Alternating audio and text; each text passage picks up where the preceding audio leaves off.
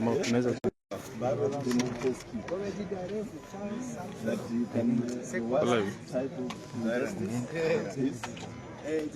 worst type of tyranny that happens in the shield of the law. Yes. And in pursuit. Pursuit of justice. Pursuit of justice. Yeah.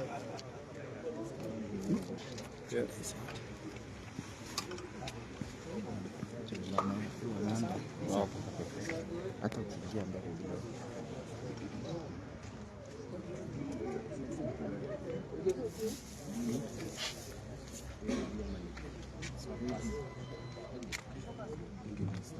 yes.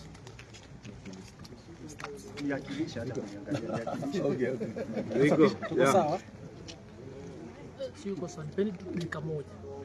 Nenyo kamera imesubiri 1 minute. Okay. Harakisha.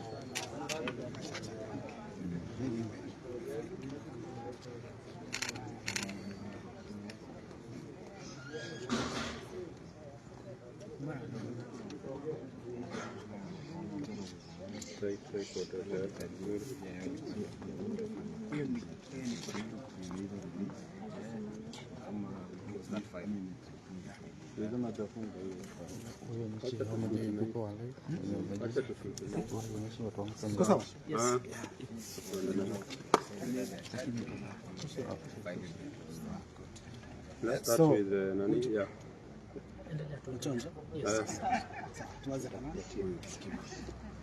Yeah, so thank you very much.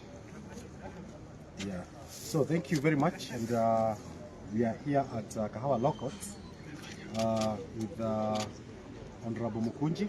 Together with me are my colleagues, Mr. Kung on that side, Kirogo, and Mr. Elijah.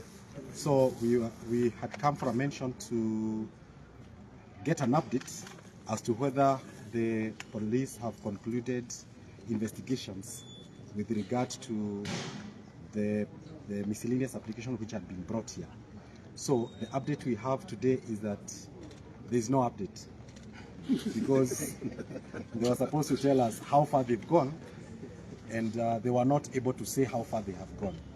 So we did not get any further information other than that the investigations have not been concluded, and we have not been told what has been done so far. So in conclusion, it appears the investigations have stagnated or they have been totally unable to be conducted. And for that reason, we have asked the court to mark this one as the very last opportunity for the police to do investigations, and the court has agreed with us. So the prosecution and the police have been given 14 days to conclude that exercise. Then we come back here on 5th of September 2025 at 9 a.m. when they either tell us that the investigations have been concluded, and if not, then the file will be closed and that matter will come to an end. The issue of the mobile phones, other gadgets, motor vehicle, and even motorcycle belonging to a border rider have not been released. We made an application and the court has said, come 5th of September, if the investigation will not have been concluded, then those items will be released to their owners. So thank you very much. We're very happy. As we keep on saying, we have confidence in our courts, and that's how we will continue being, and we meet on 5th of September. So it means they don't have credible evidence to charge them. Whether credible, incredible, there is no evidence at all. No evidence. So Fishing expedition. at the moment, they're just hopping from here to there, trying to put things together, but there's nothing to put together. So on 5th, we will know which way. Yeah. I think it's also important to note that initially when we appeared before this court to object to the miscellaneous application, to have Mheshimiwa and the other two respondents held in custody pre-trial, they were only seeking 14 days at that time. They were given the 14 days. We came back later. They were added another 30 days, and still today they have nothing to show. So that goes to show you that this is purely a fishing expedition. Purely a fishing expedition, and we are almost 100% sure on 5th of September nothing will have changed. So because we know that our client has committed no crime, all this time they've been trying to get evidence to try and pin it on him, but our client is clean. Is clean as they come. So there's, we are pretty sure by 5th of September nothing will have changed. We'll have no evidence to press any charges on our client. So what we'd like to say is that the police and especially the IG and the DCI will actually go back and read Article 245 of the Constitution. They should understand that they have that independence of command. They should not be doing the government's bidding. They should not be acting at the behest of the executive.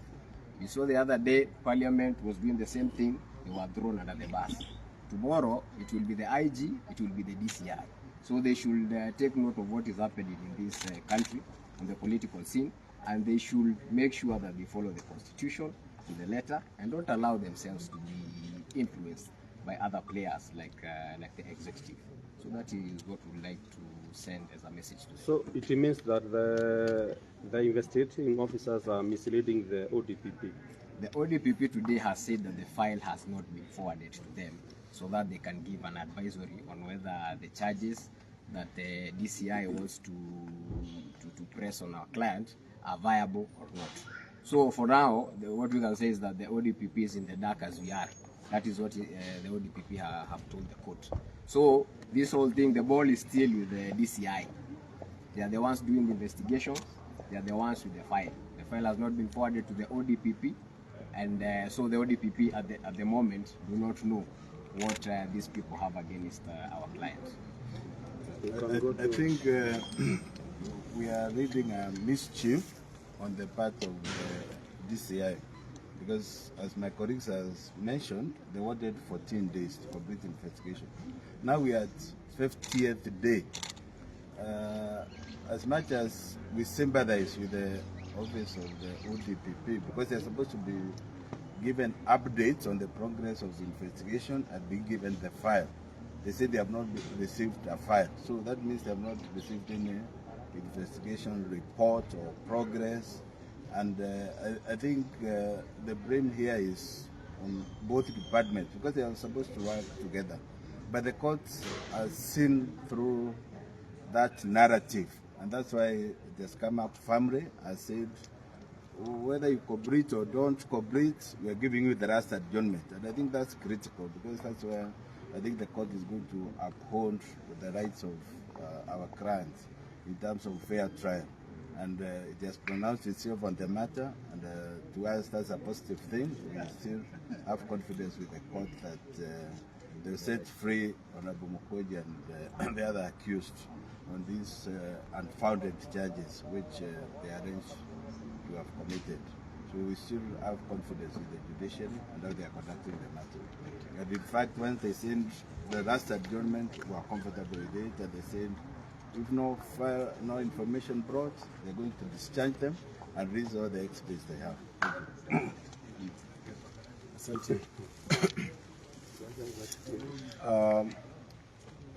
First, I want to say that I have now become a common face in Kahawa Law Court ever since I was arrested on 7th of July 2025.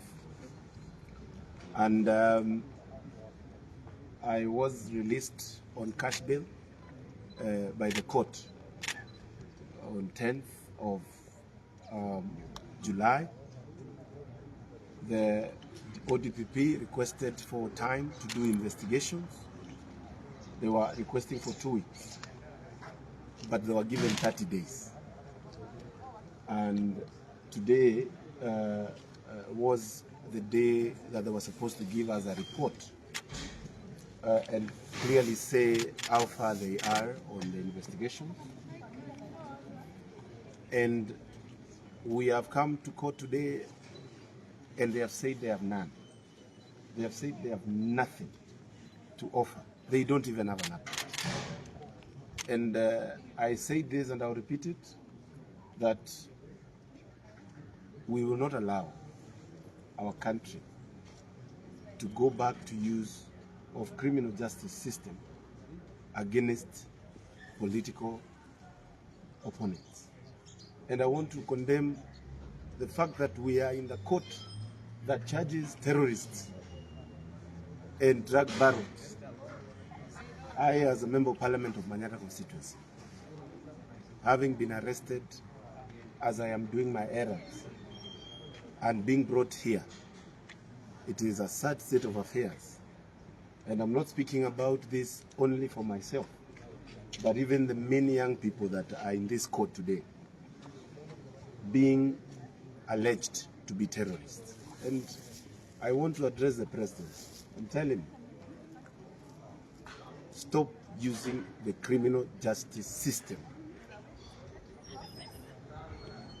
to suppress the voice of the people. Today is an indication that all this is just actually a fishing expedition to try and see if you can try to harass the member of parliament of Manyata.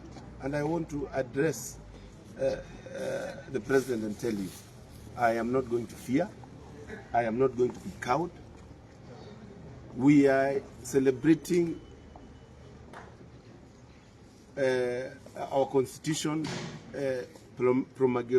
promulgation, the 10th constitution, the 15th anniversary. And I want to clearly say that our constitution has never been mutilated than it is today. You are playing with our constitution while at the same time you want to look holier than thou.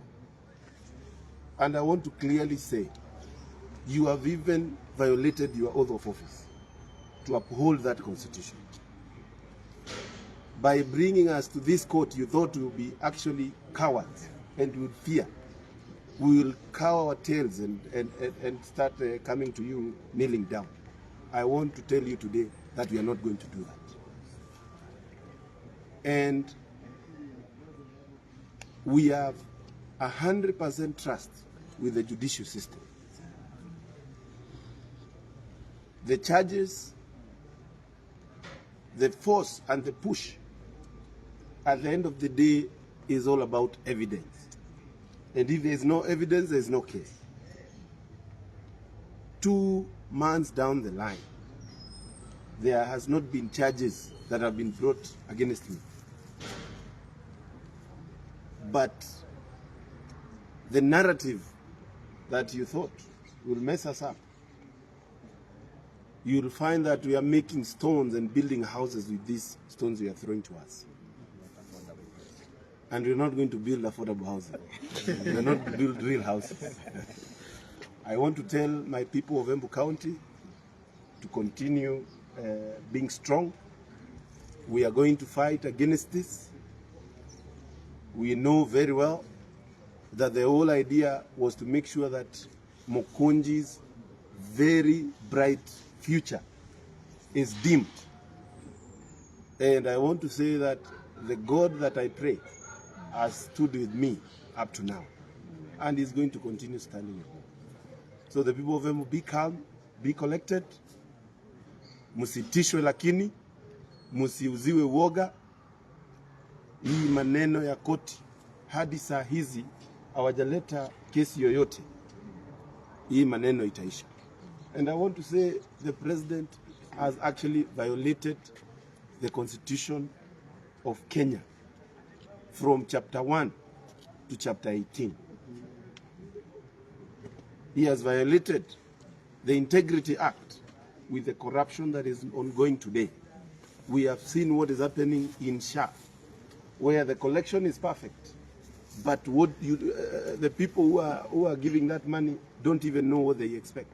Today you are told it will not be paid, tomorrow is not, you are given something small. Whereas millions and billions of Kenyan shillings is being collected. We have seen what is happening in e-citizen.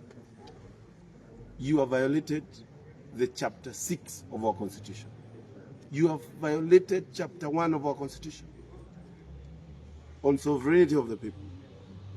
The people of Kenya today. You have even violated the state the Republic by actually endangering us to our neighbors, the Sudan, through the sale of firearms. You have violated the Constitution, including the right to demonstrate. You have violated this Constitution even on matters land. Article 62, whereby public land now has been left to be built houses that we don't know whether they are your poker player thing, where you can dish out and not give, and we really don't know what is going on. And we can mention many. We have violated the separation of powers, against with the judiciary and the parliament. You have violated all those constitutions. You have no right whatsoever to even lecture anybody on our issues to do with the Constitution of the Republic of Kenya. But I want to assure you that we are going to defend the Constitution of the Republic of Kenya with our mind, with our hearts, and our bodies, because we believe in that. What about the capitation? Parents are very struggling as today. The right for education has been violated. Thank you very much, Mwanabari. That is also part of what is happening. There is no right for healthcare. There is no right to in this country. Even the right to being a citizen is being violated. And these are things that we have to say clearly and call them out. And as we celebrate our 15 years with the new constitution, Your Excellency the President, you need to know that you found this constitution, you even said no to it, and you leave it when you exit in 2027. Because the point that I'm making here is that our constitution is above everything. And as Saitoti said, the republic, the nation, is supreme, and it is bigger than anybody and any individual. Thank you very much. Maybe the last one, Mheshimiwa, is that yesterday we had the Embu governor saying that the developments in Embu have been delayed because of the political temperatures that has been brought by Mheshimiwa Kamukunji. Surely. You know, I don't think I can even answer the governor of Embu. It is very clear there is no development from the national government through the National Assembly, where we make the budget, that has delayed. As a matter of fact, we rank higher in terms of what we have brought from national government, especially in Manyata constituency, more than any other place in Kenya today. We have done stadiums, we have done roads, we have done markets, we have done a lot of electricity connectivity, and we have done a lot of school improvement. It is only in Manyata constituency you find all the JS classes have computer laboratories that every student can enjoy today the sciences. To the governor, of course, we know there is nothing that can be shown that the county government of Embu has done after receiving close to 23 billion Kenya shillings for 3 years. So I believe she should answer herself and say where the money that the county government of Embu has been receiving, where the money is. And the only thing the people of Embu have received is a bag of maize that really did not grow, and it ended up being used as silage for livestock. So I really don't deserve to even have an argument with the governor on matters development. Her track record is below average. My track record is well known, and I want to inform the people of Embu. All these are issues that are being brought so that they can be cowed and return back to slavery, courtesy of being told you have to worship the president for you to do anything. You don't need to know the president to get development. You don't need to even go to State House to get development. It has been a year end ever since I go to State House. If you go to Manyata constituency today, every single development that we have planned at the budget level is happening. And that is what we call development. When you see somebody saying you have to go to State House to get development, know very well those are people going for their own individual interests so that they can get something. And it is very clear, it has been mentioned even in the National Assembly, that people receive money when they go to State House. So the people of Embu, Musijali, tuko pamoja. You've expressed optimism that your case will be thrown out.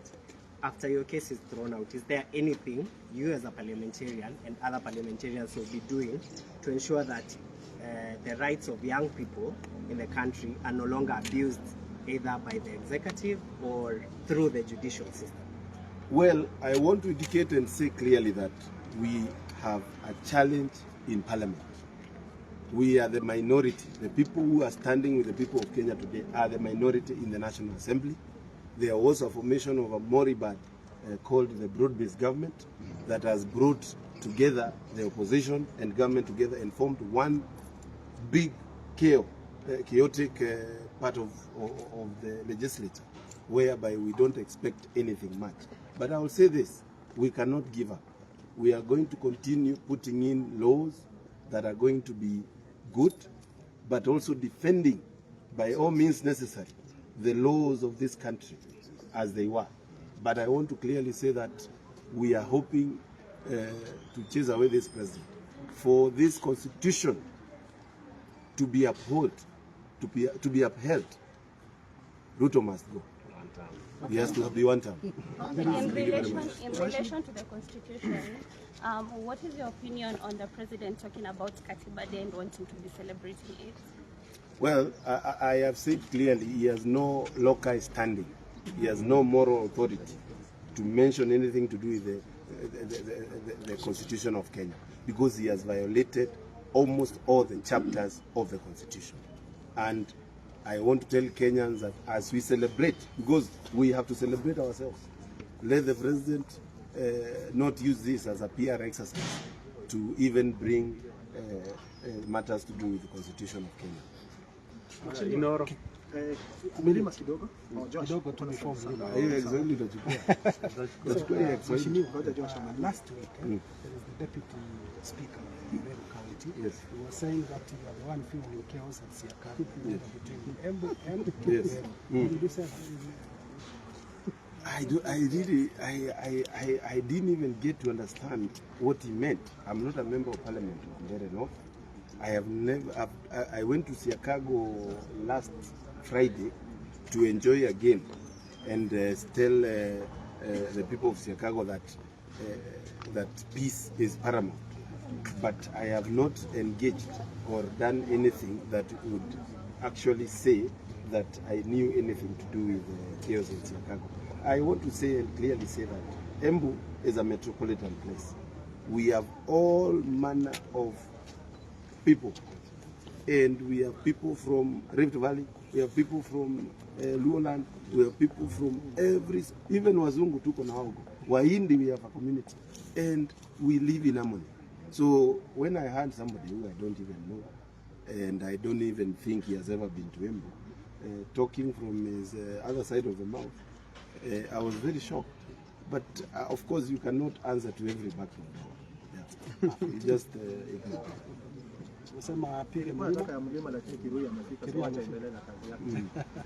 I think hiyo tuko sawa, tumefinya kidogo. So vile nitasema ni kwamba leo tumekuwa hapa katika Kahawa local kwa sababu ya kesi ambayo ililetwa hapa. Kesi ililetwa tarehe 7 mwezi wa 7, siku ya Saba Day, na tuliletwa hapa pamoja na mwanahabari mmoja wa Inoro, tukiletewa mashtaka ya kwamba sisi ni magaidi. Na niseme ya kwamba leo koti wale watu wa serikali wale wametumwa na president walikuwa walete update kusema wamefikisha wapi investigation, lakini kwa mshtuko hawa watu hawana kitu, hawajaleta kitu. Wamesema hata hawana update, wamesema hata hawajui mbele wala nyuma.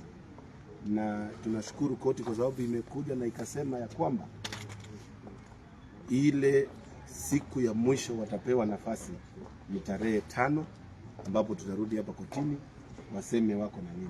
Lakini kitu ya kwanza nataka kusema kuwa waoga, kuweza kunyenyekea kwa rais, lakini mimi nataka kuwaambia mimi sitishwi, mimi siogopi, mimi siwezi uziwa uoga, mimi nitasimama kidete.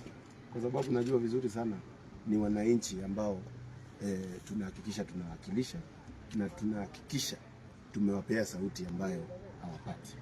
Na nataka kusema kwa sababu tuko katika celebration ya 15 years ya katiba ya Kenya, na niseme hii regime ya Ruto wameviolate, wamekiuka katiba mzima ya Kenya, Constitution 2010, kutoka chapter 1 mpaka chapter 18. Hakuna chapter wajaguza na kuhakikisha wamemutilate na wameharibu, kutoka maneno ya sovereignty ya nchi yetu ya Kenya, kutoka maneno ya sovereignty of the people, kutoka kwa maneno ya integrity chapter 4, kwenda kwa maneno ya mashamba, kwenda kwa maneno ya pia ya pesa. Hiyo maneno yote wameweza kukiuka, na mimi nimesema the president has no more authority kuongea maneno ya katiba ya Kenya. Actually yeye ni adui mkubwa ya katiba ya Kenya, na on top of that amekiuka mpaka ile oath of office ambaye alichukua, na tutaweza kumhold task na aseme ya kwamba atarudi tena kuendelea kuongoza nchi yetu ya Kenya kutoka mwaka wa 2027. Lakini nitataka kuambia wananchi, hii maneno tumewekewa, tutapitia na tutamaliza, na tutatoka hapa tukiwa even stronger and more vicious katika kuhakikisha wananchi wa Kenya wameweza kukua protected. So hiyo ndiyo maneno mimi nataka kuambia watu ya Embu, mtulie, mkuwe watulivu, mkuwe na amani. Hii uchokozi tuiangalie kwa umbali, lakini tusitishwe ama kuuziwa uoga, because we are standing as a people. Asante sana.